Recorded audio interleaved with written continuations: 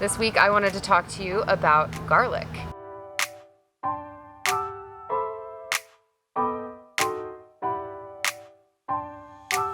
A lot of people have been asking me about planting garlic, and it is one of the most rewarding things to grow. In Southern California, if you plant in the fall, you actually will get bigger bulbs. They'll overwinter and have more time to grow. So it's almost time to start planting your garlic this year. It's so easy, guys.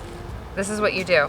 You just buy some locally grown garlic. So what I did was I went to the farmer's market near my house and bought a few bulbs.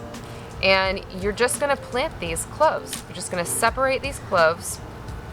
That's all there really is to it. You don't have to worry so much about the paper.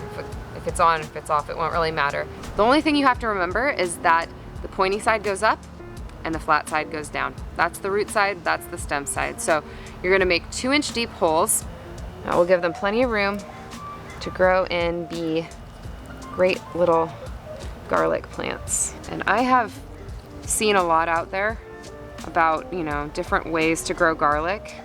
And people, some people put like rooting hormone and, pre-soak and all that, which is great if you want to do that. If that's intimidating to you, don't worry, because I've planted garlic a couple times just like what I'm doing right now, and it was great. Just try this first and see how it goes. Don't put too much pressure on yourself. Should be fun. As always, guys, remember, before you plant anything, you want to amend these beds with plenty of organic compost, at least 2 inches, and then turn it over with a spade.